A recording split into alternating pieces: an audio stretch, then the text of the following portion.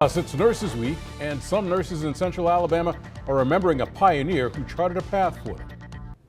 Thanks, Wes. New at 10, a wreath-laying ceremony in Birmingham today honors Miss Pauline Bray Fletcher, the first black registered nurse in Alabama. The Birmingham Black Nurses Association holding this event to kick off Nurses Week. Your reporter Lauren Harkson joins us with more on the legacy of Mrs. Fletcher. Lauren? Yeah, Steve, Brittany, this is the monument of Pauline Bray Fletcher, found in Kelly Ingram Park. She lived from 1878 to 1970. Not only did she make history with her career as a nurse, she created a lasting impact on kids in Central Alabama. But one thing about Pauline, she did a lot for the community. She realized early on how to fight tuberculosis, and you need clean air to do that. So she developed the Camp Fletcher. Now, Fletcher founded the camp in 1926, and it's still active today in Southwest Jefferson County.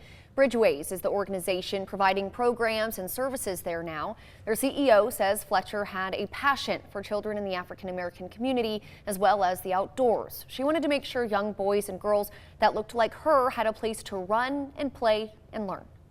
Pauline believed that kids needed to be outdoors in fresh air, that it was good for their health. She believed they needed exercise.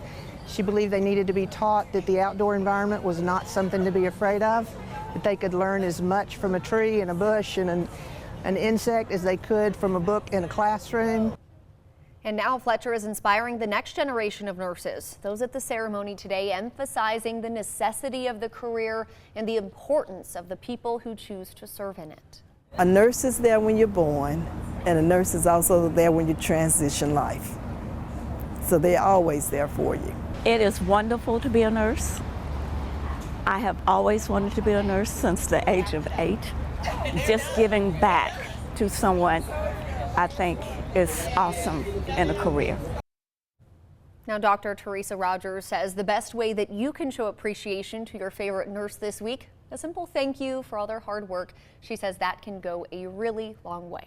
Brittany. All right, thanks, Lauren.